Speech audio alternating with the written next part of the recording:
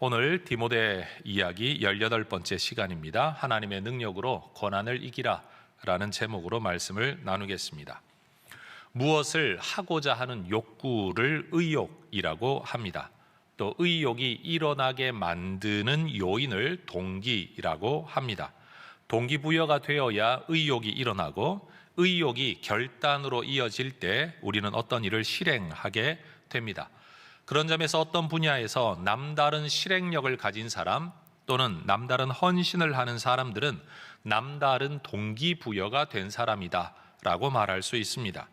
그런데 동기부여는 남이 하지 않는 일이나 아니면 새로운 일을 도전할 때만 필요한 게 아니라 이미 살아가고 있는 내 삶을 끝까지 견뎌내고 살아가기 위해서도 필요한 일입니다. 누구에게나 삶은 버겁고 또 누구에게나 삶의 어려움은 찾아옵니다. 내일을 내가 왜 살아야 되지에 대한 이유, 오늘을 견디며 인내해야 할 이유가 내 안에 확고하고 명확하지 않으면 부담스러운 현실을 자꾸만 도피하려고만 하고 현실에 맞서기가 쉽지 않습니다. 목적 없고 이유 없는 고난을 살아가고 싶은 사람은 없습니다. 여러분은 직면한 고난에 맞서 이겨내야 할 내 나름의 이유와 명분이 있으신지 모르겠습니다. 이 고난을 잘 이겨내면 내게 주어질 무엇인가에 대한 약속과 보장, 또 그것에 대한 믿음이 있으신지 모르겠습니다. 오늘 본문은 바울이 이제껏 고난의 삶을 살아왔지만 그것을 이겨낼 수 있는 힘이 어디서 온 것인가를 설명합니다. 우리가 잘 아는 것처럼 바울은 복음을 위하여 정말 많은 고생과 고난을 겪은 사람입니다만 바울은 그것을 기쁨으로 잘 극복하고 견뎌내었습니다. 바울은 디모데가 삶과 사명의 무게를 잘 견디면서 바울처럼 살아가 줄 것을 요청하며 지금 이 편지를 쓰고 있습니다. 요즘 젊은이들이 팁을 방출한다 이런 말을 잘 쓰는데 사도 바울이 지금 오랜 세월 동안 복음과 성령의 현장에서 연단된 하나님의 사람으로서 그가 이 삶을 살아올 수 있었던 인생 팁을 지금 디모데에게 나눠주고 있는 거죠. 여러분, 이 지혜를 오늘 우리도 잘 배워서 우리도 바울처럼 멋진 믿음의 길 끝까지 잘 걸어갈 수 있기를 먼저 주의 이름으로 축원합니다. 바울은 디모데에 대한 신뢰가 있었습니다. 거짓 없는 믿음을 가진 사람, 칭찬받을 만한 하나님의 일꾼이라는 것을 바울은 잘 알고 있습니다. 그럼에도 디모데는 아직도 가야 할 인생의 길이 남아있는, 사명의 길이 남아있는 길 위의 사람이었습니다. 바울은 이제 언제 자신의 인생이 마칠지 모르는 형편에서 인생의 선배, 사역의 선배로서 아직도 걸어가야 할 길이 많이 남아있는 디모데에게 네가 가지고 있는 깨끗한 믿음을 넘어서서 더 열정적이고 적극적인 뜨겁게 불타오르는 그런 삶을 살면 좋겠다라고 권면을 합니다. 6절의 말씀을 보면 그가 말하는 것처럼 다시 불일 듯 하게 되기를 원한다. 네 안에 있는 은사가, 네 안에 있는 열정이 뜨겁게 타오르면 좋겠다라는 사실입니다. 이런 삶을 위해 디모데는 해야 할 일이 있는데 그것은 다른 것이 아니라 기억하고 생각하는 겁니다. 뭘 생각해야 되냐? 이전에 바울이 참여했던 목사님들의 모임에서 디모데가 목회자로 안수를 받을 때 어떤 사건이 있었습니다. 안수 받을 때 예언을 통하여 받은 그 무엇, 디모데에게는 은혜의 충만함, 성령의 충만함, 하나님의 특별한 약속의 말씀이 있었던 모양입니다. 그때 디모데는 평상시 그의 성격이나 성향 또는 모습과는 다른 내면의 뜨거움을 경험하고 이전에 없던 열정을 그가 품었었던 것 같습니다. 바울은 디모데가 그때를 생각하면서 그때의 모습으로 살아가면 좋겠다라고 지금 이야기를 하고 있는 겁니다. 성도 여러분, 우리가 예수를 분명히 믿고 또 구원에 대한 확신을 가지고 있다고 할지라도 성경은 우리가 그냥 그 믿음에 머물러 살기를 원치 않습니다. 믿음이 아주 중요하긴 한데 그 믿음을 가지고 있다는 것만으로 만족하지 않기를 원하는 겁니다. 바울은 디모데에게 말합니다. 네가 불타오르기를 원한다. 옆에 분에게 한번 이렇게 인사하십시다. 당신의 인생이 불타오르게 되기를 축복합니다. 당신의 인생이 불타오르게 되기를 축복합니다. 여러분, 결혼 생활을 근근히 유지하는 사람이 있는가 하면 그래도 뭔가 소소한 재미라도 계속 만들어내면서 행복하게 즐겁게 살아가는 사람이 있고, 직장 생활 마지못해 죽지 못해 그래도 성실하게 해내는 사람이 있는가 하면 그래도 의미를 부여하고 보람을 찾아가면서 즐겁게 해내는 사람도 있을 겁니다. 여러분, 누가 인생을 잘 사는 걸까요? 굳이 대답하지 않으셔도 우린 너무 잘 알고 있습니다. 여러분, 내가 예수 믿고 살아가는 거 참 중요한데 하나님은 네가 죽지 못해 마지 못해 믿고 살아가는 게 아니라 네가 불타오르면 좋겠다. 네가 다시 불타오르면 좋겠다. 네가 결혼 생활 마지못해 유지하는 게 아니라 너의 사랑이 불타오르면 좋겠다. 네 인생에 대하여 나는 네가 불타오르면 좋겠다. 여러분, 바울은 디모데가 그때를 생각하며 이 삶을 회복하게 되기를 원하는 겁니다. 여러분, 우리는 하나님을 향한 사랑을 뜨겁게 고백했던 때가 여러분에게도 있으실 겁니다. 기다림으로 예배를 사모하고 찬양은 뜨거웠고 기도는 간절했던 어떤 때가 있었을 것입니다. 하나님의 말씀을 향한 순종과 헌신에 더 큰 그리고 과감한 결단과 실천력이 있었던 때가 있었을 겁니다. 교회와 하나님 나라 복음 사역을 위해 뭔가 조금이라도 더 하고 싶었던 때가 있었을 것입니다. 말씀을 전하는 주의 종들에 대하여 겸손과 존중으로 섬기려 하고 성도들과의 만남을 기다리고 즐거워하고 하나님을 믿는 삶에 뒤따라오는 고난을 오히려 기쁨으로 여겼던 때, 교회 간다고 욕을 먹었을 때 오히려 그것을 기쁨으로 찬송으로 이겨내었던 어떤 때가 아마 여러분에게도 있을 겁니다. 혹시 지금 내면의 믿음은 분명 지키고는 있지만 영적인 뜨거움, 열정, 감사, 설렘 같은 것들을 잊어버렸다면 오늘 바울의 이 권면의 말씀이 디모데를 향한 이야기가 아니라 나를 향한 말씀으로 여러분이 받아들이실 수 있기를 소망합니다. 여러분 가슴 속에 다시 불일 듯 하게 되는 그 무엇, 하나님을 향한 사랑에 대하여, 내 삶에 대하여, 내 삶에 찾아오는 어떤 문제 앞에서라도 내가 맞서겠다는 당당함에 대하여 여러분 우리의 가슴이 뜨거워지기를 주의 이름으로 축원합니다. 여러분, 이 일을 위하여 새로운 계시가 필요하다, 새로운 은혜가 필요하다 바울이 말하지 않습니다. 디모데에게 권면하기를 너 어디 가서 좀 쉬었다 와라, 너 어디 가서 좀 집회 갔다 와라, 너 누구한테 좀 안수라도 받고 와라, 그렇게 말하지 않습니다. 따라하십시다. 생각하라. 다시요, 생각하라. 생각하라는 겁니다. 뭘 생각하는 겁니까? 네가 안수 받을 때 있었던 그 일을 생각하고 그때 있었던 너의 마음을 생각해 보아라 라는 겁니다. 그때를 생각하고 그때로 돌아가라 라는 겁니다. 이미 받은 은혜가 있는 겁니다. 우리는 대부분 더 이상의 새로운 은혜가 없기 때문에 오늘의 내 삶을 합리화하고 있지만 사실 우리는 이미 은혜의 맛을 아는 사람, 말씀의 맛을 아는 사람, 기도의 맛을 알고 찬양의 맛을 어느 정도는 알고 있는 사람입니다.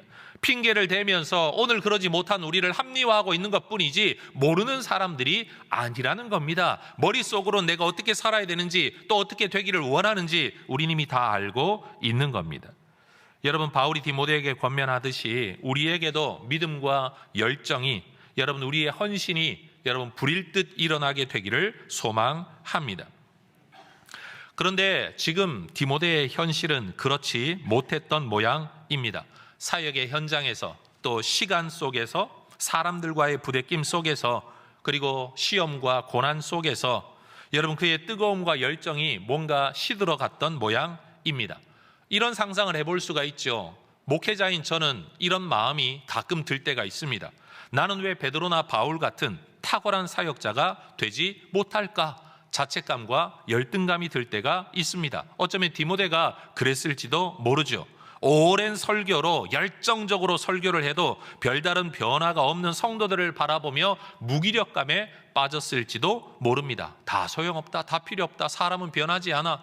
오늘도 사람의 변화를 꿈꾸며 설교하고 있으면서도 정작 마음속으로는 내가 이렇게 해봐야 다 소용없어, 다 지 살던 대로 살아, 아마 이런 마음이 있었을지도 모릅니다.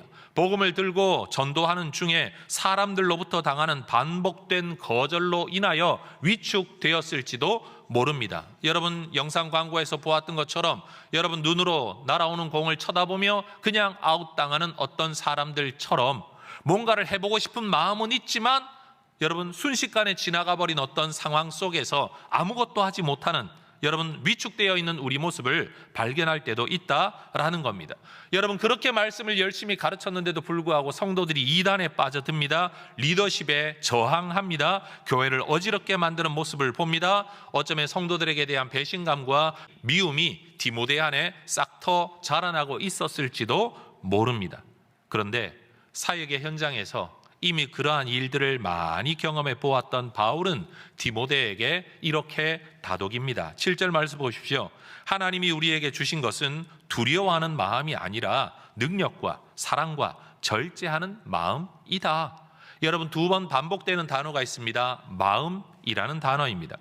이 마음이라는 단어가 원어에 의하면 영이라고 의미로 해석되는 단어인데 이 영을 성령이라고 해석을 한다면 성령은 능력과 사랑과 절제의 영이시다 라고 해석을 할 수도 있고 이 영을 우리의 영이라고 해석을 한다면 능력과 사랑과 절제하는 마음의 중심과 태도를 가진 우리의 모습이라고 해석할 수도 있습니다만 무엇으로 해석을 하든지 결론은 동일합니다. 그것은 하나님이 우리에게 주시는 능력의 본질은 마음이라는 겁니다. 따라하십시다. 하나님이 주시는 능력은 마음입니다.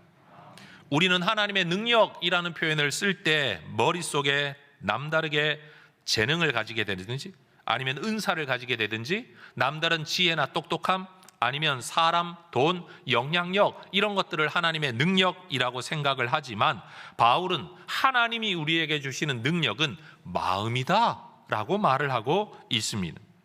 외부의 힘이 아니라 오히려 내부의 힘이라는 겁니다. 하나님의 은사가 우리 안에 불일 듯 일어난다라는 것은 내 안에 하나님이 기뻐하시는 마음, 하나님을 향한 열정, 하나님을 위해 뭐라도 하려고 하는 그 마음, 사실은 어떤 고난이 찾아오더라도 믿음의 길을 지키겠다는 그 마음이 우리가 가질 수 있는 최고의 능력이라고 바울이 말하는 겁니다. 여러분 생각이 변하면 태도가 변하고 태도가 변하면 전혀 다른 사람의 삶을 살아가게 된다는 걸 우리는 잘 압니다. 이런 점에서 여러분 우리는 하나님 앞에 이런 기도를 할 때가 있죠. 능력 주세요, 능력 주세요 말하는데 이전에 없던 돈이 생기거나 지혜가 생기거나 영향력이나 포지션으로 나아가지 못하는 우리를 보면서 하나님이 내게 대해 응답하지 않으신다, 하나님은 내게 능력을 주지 않으셨다라고 단정을 짓고 그냥 패배감 속에서 살던 대로 살아가거나 하나님에 대한 기대감을 허물어뜨려 버리거나 하나님에 대해 불타오르는 마음이 아니라 냉랭한 마음으로 살아갈 때가 있는 것 같습니다. 그런데 하나님께서 일상적으로 사용하시는 능력 베푸심의 방법이 뭐냐? 마음이라는 사실이에요. 여러분 예배 시간에 이 설교를 통하여 우리가 가지게 되는 마음의 변화가 어떤 것이어야 합니까? 하나님의 약속을 믿고 생각의 변화가 일어나 몰랐던 걸 깨닫게 되므로 알았던 걸 되새기게 되므로 우리의 마음의 결심이 새로워지는 것, 사실은 그것이 하나님이 우리에게 능력을 주시는 것이라는 거예요. 초자연적인 체험이 없더라도 말씀을 통하여 생각이 변화되어지고 뭔가를 생각하고 뭔가를 기억함으로써 우리의 생각이 바뀌는 그 자체가 그 마음이 생기는 것이 하나님의 능력이라는 겁니다. 예수님의 달란트 비유 마태복음 25장을 보면 많은 종들에게 뭔가를 맡기셨는데 예수님께서 악하고 게으른 종이라고 정죄하셨던 사람들은 누구인가 하면 능력 없는 종이 아니라 사실은 두려움 때문에 아무것도 못한 종들이 악하고 게으른 종이라는 말을 들었습니다. 뭔가를 했을 때 실패에 대한 두려움 때문에 아무것도 해보지 못하는 사람, 그래서 받은 달란트를 땅속에 숨겨 놓았다가 주인에게 가지고 와 당신이 맡긴 것이 이것입니다 라고 말하는 이 사람, 얼마를 남겼느냐가 중요한 게 아니라 맡긴 것으로 아무것도 하지 않았다는 그 자체. 왜 그런 일이 일어납니까? 두려워. 그의 마음속에 두려움, 그 생각에 갇혀서 하나님이 내게 맡기신 뜻을 알지 못하고 이 일을 행한 사람을 악하고 게으른 종이라고 말씀을 하신 겁니다. 만약 그가 주인을 위하여 뭔가를 시도했다가 실패했다라고 가정해 봅시다. 여러분, 실패했다고 해서 주인이 여러분 이 종을 탓할까요? 그러지 않았을 겁니다. 뭔가를 선한 뜻을 가지고 노력했다는 그 자체로 애썼다, 수고했다, 다시 해봐라, 아마 그랬을 것입니다.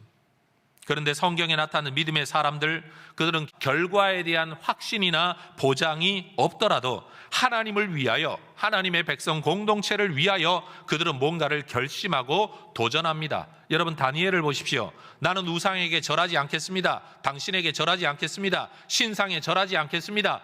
하나님이 나를 지키실 겁니다. 그러나 그렇게 하지 아니하실지라도 나는 당신에게 절하지 않겠습니다. 이게 바로 다니엘이 가지고 있었던 능력입니다. 여러분, 초자연적인 은사가 나타난 게 아니라 그가 믿음을 지키겠다는 이 마음 자체가 그에게 능력이었다는 거예요. 에스더가 자기의 동족을 구하기 위하여 내가 왕 앞에 나아가겠습니다. 부르지 않았는데 나아가면 나도 죽임 당할 수 있지만 죽으면 죽겠습니다. 이 마음이 에스더로 하여금 이 일을 감당하게 했고 그 결과 그들의 동족을 구원할 수 있었다라는 거죠. 여러분, 믿음의 능력은 남다른 은사가 아닙니다. 믿음의 능력은 돈이나 남다른 지식이 아닙니다. 믿음의 능력이라는 것은 남다른 영향력을 가지게 되는 게 아닙니다. 진짜 능력은 뭐냐? 내 마음속에 하나님을 향해 불타오르는 마음, 사실은 그 마음이 최고의 능력인 겁니다. 여러분, 죽겠다고 각오하고 달려드는 사람을 누가 이길 수 있겠습니까? 무엇으로 그 사람을 막을 수 있겠습니까? 내 삶의 모든 것이 빼앗겨도 나는 믿음을 지키겠다, 복음을 전하겠다라고 말하는 사람을 누가 막을 수 있겠습니까? 감당해야 될 이 일의 중대함과 디모데가 목회하고 있었던 그 시대의 거짓 교사들의 기세등등함에 비해 디모데는 소심했던 것 같습니다. 바울은 착하고 신실하고 성실하지만 심약했던 디모데를 바라보면서 너의 그 아름다운 믿음이 하나님의 능력 안에 쓰임 받으려면 너에게는 더 큰 담대함이 필요하다. 도전이 필요하다. 그런데 그건 다른 데서 오는 게 아니다. 더 많은 능력이 너에게 필요한 게 아니라 네 마음속에 결심과 결단, 담대함이 필요한데 그건 어디서 오느냐? 생각해 보라는 거예요. 그 생각이 뭡니까? 안수 받을 때 그 일을 기억하라는 거죠. 너 그 성격 변하지 않은 건 내가 안다. 그런데 기억해봐라. 그런 너에게 네가 안수 받을 때 하나님의 뜨거움이 임했을 때 네가 어떤 모습으로 하나님을 섬겼던지를 생각해봐라. 네가 변한 게 아니다. 하나님의 그 은혜가 임할 때 너는 새로운 삶을 살 수 있었다는 것을 기억하라라는 겁니다. 우리는 때때로 나는 왜 변하지 않나 이걸 가지고 탄식을 합니다. 그런데 여러분, 죄송하지만 진짜 사람은 변하지 않습니다. 그럼 어떻게 되느냐? 내가 변하는 게 아니라 변하지 않는 나에게 하나님이 주신 은혜와 그 은혜에 대한 뜨거움이 일어날 때 우린 이전과 다른 삶을 살아가지만 이 뜨거움이 식어버리고 생각을 잃어버리고 기억을 잃어버리게 될 때 우리는 원래 모습으로 돌아가게 되는 것, 그게 당연한 인간이라는 거예요. 디모데는 어떤 면에서 그 시대의 기싸움에서 이미 지고 있었던 것 같습니다. 마치 자신을 메뚜기라고 평가하면서 두려워하였던 가나안 정탐꾼들처럼 말입니다. 그들은 자기들이 정탐한 그 땅의 사람들이 장대한 사람인 것을 보면서 우리는 스스로 보기에도 메뚜기 같다라고 탄식을 했습니다. 그런데 여러분, 똑같은 체형을 가지고 똑같은 인종적 배경을 가지고 있는 여호수아와 갈렙은 오히려 그 땅 백성을 두려워하지 말아라, 그들은 우리의 먹이다 라고 말을 했습니다. 여러분, 자신을 메뚜기로 볼 것인지 아니면 그들을 우리의 먹이로 볼 것인지, 여러분, 그것은 두 사람, 부류의 사람들이 가지고 있었던 생각과 마음의 차이였습니다. 무엇 때문에 그렇습니까? 여호수아와 갈렙은 지나온 과거 속에 하나님이 주셨던 은혜를 기억했습니다. 우리의 힘으로 이집트를 이길 수는 없지만 하나님이 우리를 건져내셨다. 우리가 먹을 것 준비한 게 40일 만에 바닥이 났지만 하나님은 만나로 우리를 먹이셨다. 광야에 물이 없지만 하나님은 반석에서 우리를 먹이셨다. 갈 길을 알지 못하지만 불구름 기둥으로 우리를 인도하셨다. 앞에 홍해가 가로막을 때 하나님은 바다를 가르셨다. 이 하나님이 우리와 함께 하신다면 우리가 뭘 못하겠느냐? 다시 말해 은혜를 생각하고 은혜를 기억하는 여호수아와 갈렙에게는 큰 문제가 먹이로 보였습니다. 그런데 하나님이 베푸셨던 은혜를 까먹어버린, 그리고 지금의 나 자신만을 보는 그들은 우리는 메뚜기다 라고 생각을 하게 된 겁니다. 여러분, 은혜를 기억하는 것이 능력인 줄로 믿습니다. 여호수아는 가나안 정복 과정에서 요셉 족속에게 말을 합니다. 너희들이 분배받은 땅이 비좁고 부족하다고 여겨지면 저 산림으로 올라가서라도 개척을 해라. 저 산지라도 너희가 개척을 해라. 그러자 요셉 자손이 불평합니다. 땅이 좁습니다. 가나안 족속들에는 철병거가 있습니다. 그러자 여호수아가 또다시 요셉 족속에게 말합니다. 그들에게 철병거가 있다고 할지라도 너희가 그들을 쫓아낼 거다. 왜? 하나님이 너희에게 주겠다고 약속하지 않으셨느냐. 여러분, 디모데에게 말하고 있는 바울의 핵심 요지가 바로 이것입니다.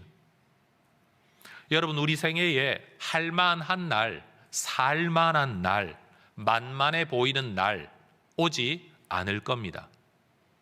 좀 괜찮나 싶으면 어려운 때가 올 겁니다. 경기가 좋아지나 싶으면 다시 나빠지게 될 겁니다.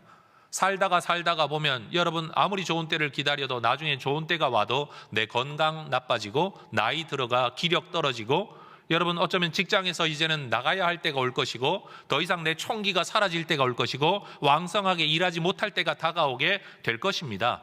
여러분, 어려서는 기회가 주어지지 않아서 문제이고 나이가 들게 되면 기회가 박탈당하는 게 또 문제입니다. 우리 인생에 항상 최고의 조건을 갖춘 때는 오지 않을 겁니다. 그렇기 때문에 여러분, 우리는 하나님의 영광을 위하여 이 땅을 살아가고 믿음 안에 복된 삶을 살아가는 사람은 때를 기다리는 사람이 아니라 내가 살아가는 지금 이때 어떤 방법이든지 하나님을 뜨겁게 섬기겠다. 있으면 있는 대로, 없으면 없는 대로, 되면 되는 대로, 안 되면 안 되는 대로, 이 모습이든 저 모습이든 하나님을 뜨거움 가운데 섬기겠다는 각오가 우리에게 필요한 겁니다. 그래서 8절에서 바울은 디모데에게 복음을 부끄러워하지 말라고, 고난받는 복음의 사람들을 부끄러워하지 말라고, 너도 복음과 함께 고난받기를 부끄러워하지 말라라고 권면을 합니다. 여러분, 믿음의 길, 사명의 길에서 고난과 시험, 싸움은 불가피합니다. 그때 바울은 디모데에게 말합니다. 네가 전도해서 몇 사람 전도하라고 하나님 너한테 명령하신 적 없다. 너 몇 사람 하면 성공이고 몇 사람 전도하지 않으면 안 된다고 말씀하신 적 없다. 몇 명의 교회를 만들라고 너한테 사명을 주신 적이 없다. 중요한 건 네가 전도하는 그 자체, 설교하는 그 자체, 그 자리를 지켜내는 그 자체이라는 사실입니다. 여러분, 혹시 세상에 대하여 내가 믿음 가지고 살아가는 것에 이미 주눅 들어 계십니까? 쭈뼛쭈뼛 하고 계십니까? 부끄러워하고 계십니까? 여러분, 우리의 사명은 이기는 데 있지 않고 맞서는 데 있다는 사실을 꼭 기억하시길 바랍니다. 따라하십시다. 우리의 사명은 이기는 것이 아니라 맞서는 것입니다. 하나님은 우리 보고 잘 살라라고 말씀하는 게 아니라 살라고 말씀하십니다. 믿음을 붙들고 살아내는 그 자체, 내가 원하는 대로 되느냐 되지 않느냐가 아니라 하나님은 믿음을 붙들고 살아가는 그 자체를 귀하게 여기십니다. 내가 받은 달란트가 몇 개이든지 내가 성실하게 살아가는 그 자체, 믿음으로 도전하는 그 자체를 우리 하나님은 칭찬하시는 겁니다. 물론 결심이 강하다라고 해서 고난이 사라지는 것은 아닙니다. 그러나 결심이 굳을수록 고난은 사실 만만해집니다. 엄청난 고난을 내가 겪을 거라고 각오를 했는데 실제로 해보니 만만하다. 여러분, 그러면 얼마나 마음이 편하겠습니까? 그런데 안 하려고 하니까, 고생을 안 하려고 하니까, 고난을 두려워하니까, 피하려고 하니까 작은 바람만 불어와도 인생이 괴롭다고 느껴지는 겁니다. 여러분, 당당한 마음, 각오한 마음, 결심한 마음, 사실은 이것이 능력이라는 오늘의 이 성경 말씀의 비밀을 여러분 깨닫게 되시기를 주의 이름으로 축원합니다. 여러분, 믿음을 일컬어 은사라고 성경은 말을 합니다. 그런데 이 믿음, 도대체 뭐가 은사일까요? 어떤 일을 이룰 때 사람들은 실패하지 않으려고 합니다. 실패하지 않으려고 하니까 도전을 못합니다. 그리고 모든 조건이 갖추어질 때를 기다립니다. 그러다 보니까 10년, 20년이 흘러도 아무것도 못합니다. 그런데 실패하더라도 나는 하겠다라고 결심하는 사람은 뭐든 합니다. 그리고 하다가 보면 안 하는 사람들보다는 더 많은 일을 경험하고 더 많은 결과를 얻게 되는 건 당연합니다. 중요한 것은 하나님께서 우리에게 주신 능력이 뭐냐? 마음이라는 것과 이 마음을 위하여서 우리가 해야 될 게 뭐냐? 생각을 하라는 거예요. 받은 은혜를 생각하고 지나온 날을 생각하고 하나님을 생각하고 아무것도 아닌 내가 하나님의 은혜 속에 어떤 삶을 살았던가를 생각을 해보면 내가 지금 능력이 없어 그 일을 못하는 게 아니라 그 마음을 가지지 못해서 그렇게 살아가고 있지 못하다는 거죠. 여기 아마 젊은 날 남다른 뜨거움으로 하나님을 섬겨보았던, 남다른 열정으로 하나님을 섬겨보았던 분들이 계실 겁니다. 지금은 인생이 흘러, 시간이 흘러 여러분 이 핑계 저 핑계 이런 이유로 저런 이유로 하면서 나도 그래 봤어 라고 주저앉아 있지만 중요한 건 뭐냐? 지금 여러분은 뜨겁지 않다는 거예요. 그리고 아무것도 하고 있지 않다는 거예요. 그게 현실인 거예요. 뭐라고 해석을 하든 중요한 건 지금 내가 불타오르고 있지 않다는 바로 그 사실인 겁니다. 바울은 디모데에게 이야기를 합니다. 네가 받았던 은혜를 한번 생각해봐라. 이 생각. 그러면서도 그가 또 하나 생각해야 될 것이 있는데 그건 뭐냐면 우리가 받은 복음이, 우리가 믿고 있는 예수님이 진짜라는 걸 다시 한번 생각하라는 겁니다. 예를 들면 이런 겁니다. 바울은 지금 현실의 문제가 너무 다양하고 너무 복잡하고 너무 어려워서 이것 때문에 자꾸만 마음이 낙심되고 있는데 바울은 야, 상황은 언제나 변하는 거야. 그거 보지 말고 이쪽을 봐봐. 네가 받은 복음, 네가 믿는 예수님을 한번 생각해봐. 그건 진짜야. 불변의 진리야. 지금 이 말을 디모데에게 하고 싶으신 거죠. 9절 한번 보십시오. 하나님이 우리를 구원하사 거룩하신 소명으로 우리를 부르셨다. 너를 부르셨다. 그런데 그게 너의 행위대로 한 게 아니다. 하나님의 영원하신 뜻, 그리스도 예수 안에 주신 은혜로 너를 부르신 것 아니냐. 다시 말해 네가 자격이 있고 능력이 있어 이 자리에 와 있는 게 아니라 오직 예수님의 은혜로 이 자리에 와 있는 것 아니냐. 그러면 네가 직면하고 있는 문제나 고난을 가지고 고민할 게 아니라 너를 불러주신 하나님의 은혜를 붙들면 어떤 문제가 오더라도 너는 이겨낼 수 있을 거라고 이야기하는 거지. 우리가 복음을 부끄러워하지 않을 수 있는 이유는요, 복음이 우리의 삶에 근거하는 게 아니라 오직 하나님의 뜻과 은혜에 근거하고 있다는 거예요. 복음이라는 건 우리의 윤리적 삶의 수준에 왔다 갔다 하는 게 아닙니다. 내가 윤리적 삶을 잘 살면 복음이 진리가 되고 내가 좀 부족하면 진리가 안 되는 그런 게 아닙니다.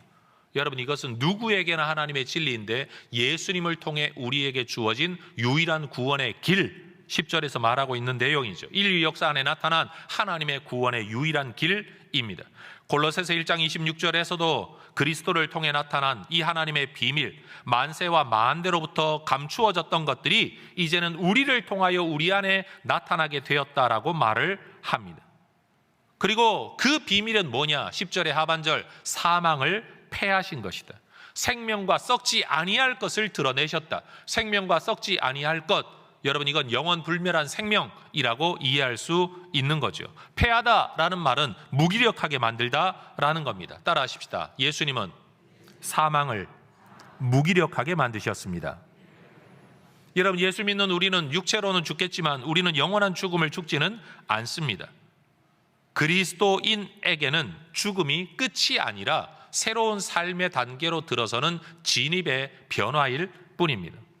따라하십시다. 예수님은 십자가를 통해 죄를 무기력하게 하시고 부활을 통해 죽음을 무기력하게 하셨습니다.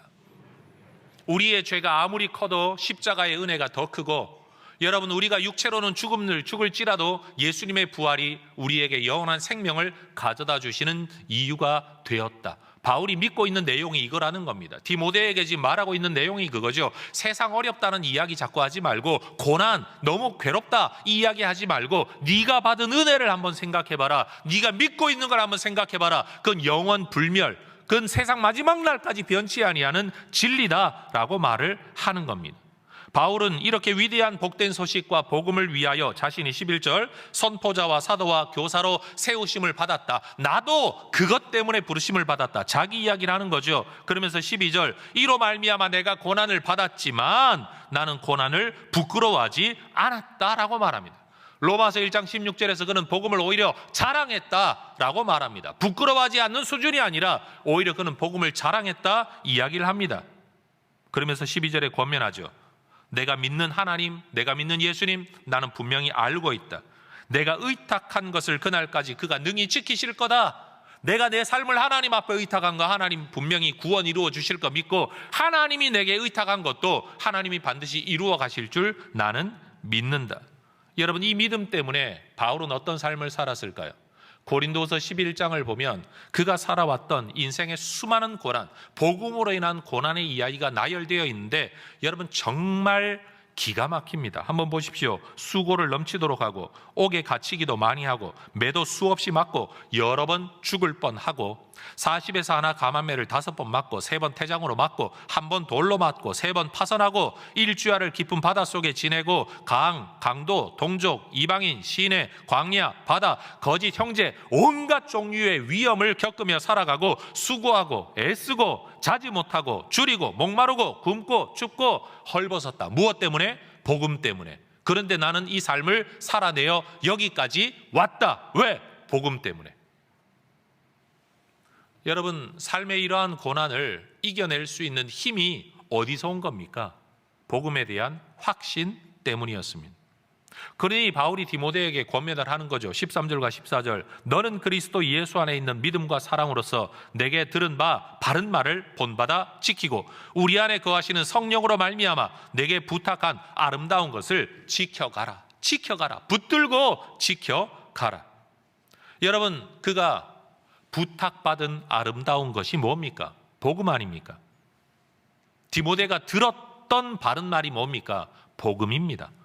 그리고 그 복음의 핵심이 뭡니까? 그리스도 예수 안에 있는 믿음과 사랑에 관한 이야기입니다. 결국 13절과 14절에서는 너 예수 믿음 하나, 예수 진리라는 복음 하나 분명하게 붙들고 잘 살아가기를 원한다. 삶의 상황이 아무리 어렵더라도 너 복음 붙들면 이겨낼 수 있다 권면하는 겁니다. 여러분, 예수 믿는 우리에게도 은혜라는 단어를 쓸 때마다 우리가 생각하는 은혜는 나를 위한 행복의 은혜, 나를 위한 안락함의 은혜, 고난 없는 은혜, 내 입맛에 맞는 은혜, 내가 원하는 시기와 방법에 내가 원하는 일이 이루어지는 은혜라고 생각을 합니다. 그러나 바울은 그런 것이 아니라 예수 은혜를 전부로 알고 예수 은혜 때문에 고린도후서 11장에 나타난 이 모든 삶을 그는 이겨내었습니다. 우리는 또 다른 은혜, 돈의 은혜, 건강의 은혜가 없다고, 고난을 맞설 힘이 없다라고 여기고 있는데 바울은 예수 은혜 하나를 붙들고 그 모든 고난을 이겨내었다 말합니다. 그러면서 우리에게 이런 말을 하고 싶은 거겠죠. 도대체 무슨 은혜가 더 있어야 너희가 고난을 이길 수 있겠냐? 나는 예수 은혜 하나를 가지고 이런 삶을 살아왔다. 왜 디모데에게 뭘 권면하는 걸까요? 예수를 생각해라. 받은 은혜 생각해라. 네 안에 불일 듯 일어났던 그 은사가 무슨 초자연적인 뭔가가 아니라 예수로 말미암아 주어진 복음에 대한 감동, 복음에 대한 열정이었다는 것을 잊지 말라라는 겁니다. 바울에게는 언변이나 필력이나 병을 고치는 능력이나 귀신을 내어 쫓는 능력이 아니라 내가 이 복음에 대한 확신과 이 복음을 위하여 죽을 것도 각오하였다는 이 결심이 사실은 바울의 인생의 최고의 능력이었습니다. 무엇으로도 바울의 인생길을 막지 못했습니다. 무엇으로도 바울의 입을 막지를 못한 겁니다. 성도 여러분, 우리도 이 복음에 대한 확신, 그리고 그 복음이 내 가슴을 뜨겁게 했을 때 내가 얼마나 세상의 고난을 이겨내고 가족의 핍박을 견뎌내고 인생의 어려움을 극복해 가면서까지 예배와 찬송과 기도를 기뻐했었던지를 생각을 하면, 고난을 이겨내는 힘이라는 것이 또 다른 어떤 능력에서 오는 게 아니라 바로 예수 믿음 그 안에서 오는 은혜의 능력이라는 것을 우리는 깨달아야 할 겁니다. 그리고 정말 중요한 또 하나의 성경적 진리는 복음을 위하여 고난을 감내하는 이 모든 삶을 그저 감내해라가 아니라 하나님이 이 모든 것을 기억하신다는 사실입니다. 갚아주실 거라는 겁니다. 여러분, 바울은 이 일을 두고 나는 면류관을 향하여 달려간다 라고 말했습니다. 나는 부름의 상을 향하여 달려간다 라고 말을 했습니다. 이 고난을 견디는 이유가 뭡니까? 이 고난을 견디고 난 이후에 주어질 상을 믿었기 때문입니다. 그러니 그리스도인은 자기에게 찾아오는, 내 삶에 찾아오는 고난을 이상한 것으로 여기지 않아야 합니다. 또 고난을 무슨 죄의 결과인 것처럼 여기지도 않아야 합니다. 오히려 이 고난을 통하여 내가 믿음의 사람이라는 것이 드러나는 증명의 기회다라고 생각을 해야 할 것입니다. 그리고 이 고난 속에서라도 이 믿음을 지키고 이 믿음을 잘 전수하여서 여러분, 우리의 복음을, 내가 받은 복음을 또 다른 사람에게 넘겨주며 마치 바통에 이어달리기 선수처럼 여러분, 우리의 삶을 잘 달려가야 할 겁니다. 빨리 달리면 좋습니다. 그러나 중요한 건 끝까지 달리는 겁니다. 다음 사람에게 넘겨줄 때까지 달리는 거예요. 중요한 건 그거예요. 여러분, 하나님의 은혜는 우리의 인생의 고난에 맞설 수 있게 하는 힘의 원천, 근원이 되는 줄로 믿습니다. 우리는 하나님의 은혜라고 할 때마다 또는 삶의 고난에 맞서려고 할 때마다 또 다른 뭔가가 필요하다라고 생각을 하지만, 바울은 복음 하나로도, 이미 받은 은혜로도, 네가 신앙생활하면서 겪어보았던 하나님의 은혜의 경험만 돌아보더라도 너희가 은혜 하나로, 예배 하나로, 신앙 하나로, 예수 이름 하나로 너희가 얼마든지 그 모든 것들을 이겨내었었던 경험만 생각해 보더라도 지금 인생의 고난 앞에 서 있는 내게 필요한 게 뭐냐? 그 은혜를 되새기는 것, 그 은혜를 기억하는 것, 그 은혜를 생각하는 것이다 라고 말하는 겁니다. 어려서 대학에서 상담을 공부하면서 읽었던 책, 그 속에 있는 도표 3개가 아직도 제 머릿속에 확고하게 남아 있습니다. 그 책의 내용이 제 인생에는 굉장히 큰 변화를 일으킨, 원래 그런 게 있잖아요. 그냥 어느 책의 이 문장 하나가 내 삶에 아주 그냥 확 들어와 버려 자리를 잡아 인생의 사고방식처럼 되어버리는 어떤 사건. 거기에 보면 사람들이 문제를 만날 때 보여주는 3가지 반응을 도표로 그려놓았어요. 어떤 사람은 문제를 만나면, 인생길을 가다가 문제를 만나면 돌아가 버린답니다. 이런 사람들은 문제를 극복하지 못하고 돌아가 버리니까 옛날 삶에 머무는 사람들이에요. 그리고 어떤 사람은 인생길을 가다가 문제를 만나면 이걸 회피해 돌아간다고 합니다. 돌아가요. 문제를 해결하는 게 아니라 회피하는 거예요. 없는 셈 치는 거예요.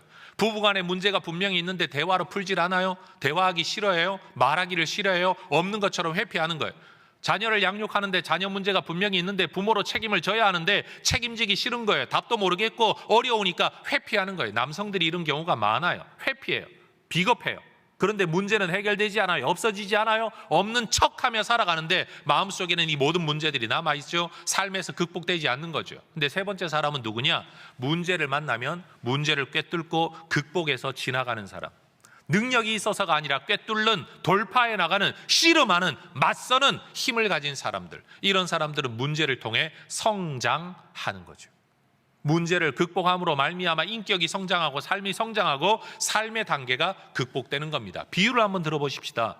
내가 새로운 직업을 하나 가져야 되겠는데 기술이 있어야 뭐가라도 뭔가 인정받는 자리가 되겠는데, 여러분 공부하는 게 싫고 자격증 따는 게 부담스러워 가지고 만약 공부를 포기해 버렸다면 그 사람은 새로운 직업을 가질 기회가 없는 겁니다. 시험이라는 걸 두려워해서 회피하기 시작하면 할 수 있는 일이 없는 겁니다. 어떻게든 뚫고 지나가 자격증을 따야 그 분야에서 전문가가 되고 뭐라도 되는 것, 여러분 그런 도전이 우리 인생에 필요한 것처럼 삶의 문제도 마찬가지라는 거예요. 여러분, 하나님의 사람으로 이 땅을 살아갈 때 여러분 우리가 꽃길만 걷게 되는 게 아니잖아요. 너무 잘 알잖아요. 그냥 인생길을 그냥 사는데도 고난이 있는데 믿음이라는 가치를 지키며 살아가는데 어떻게 누가 다 우쭈쭈 하면서 너 잘한다 너 잘한다, 그렇게 가도록 내가 돈도 내줄게, 형편도 내줄게, 너는 그것만 하면 되게 해줄게. 여러분 그런 세상이 어디에 있겠습니까? 기도 한번 하는 것도 씨름이고 예배 한번 드리러 나오는 것도 전쟁이고, 여러분 헌금 좀 하려고 하면 고민이 많아지는 거, 여러분 봉사를 좀 하려고 하고 하나님의 복음 확장을 위하여 헌신을 좀 하려고 하면 여러분 앞뒤를 재봐야 할 일이 얼마나 많은 게 우리의 인생입니까? 그때 여러분 바울은 말을 합니다. 내가 받은 복음이 세상에 그 무엇으로도 대신할 수 없는 가치가 있는 거다. 그 복음으로 내 가슴이 뜨거워졌을 때 내가 변하지 않았던 사람인데, 원래 그러지 않은 사람인데 내가 그런 삶을 살았던 경험에 근거해 볼 때 오늘 큰 문제 앞에 서 있는 내가 뭘 생각해야 되냐? 복음을 생각하고 은혜 받았던 때를 생각하면 내가 그걸 붙들고도 이 문제를 맞설 수 있다라는 것을 바울이 권면하고 있는 거죠. 하나님의 은혜, 이미 받은 은혜, 예수 십자가의 은혜, 부활의 은혜는 세상에서의 고난과 맞서게 하고 그리고 버티게 하고 이기게 하는 힘이 되는 줄로 믿습니다. 성도 여러분, 예수 믿는 믿음이 그건 예배 드릴 때나 필요한 것이다 라고 생각하지 마시고 삶의 모든 현장 속에서 예수님을 깊이 묵상하고 그 예수님에 대한 사랑, 예수님에 대한 베풀어 주신 은혜에 대한 이 자각, 그 은혜의 감격이 여러분 오늘 우리의 삶을 이겨나가게 만드는 힘이 되실 수 있기를 소망합니다. 여러분, 세상의 말에 귀 기울이지 말고 죄된 감성과 감정에 자꾸만 마음 빼앗기지 말고 오늘 바울이 말하는 바 네가 받았던 은혜를 기억해라. 예수 은혜를 생각해라. 그거 기억하고 그거 생각하면 내가 이렇게 살아왔던 것처럼 너도 그렇게 살아갈 수 있다. 바울의 이 권면을 여러분 깊이 새겨 들으시기를 주의 이름으로 축원합니다. 기도하겠습니다.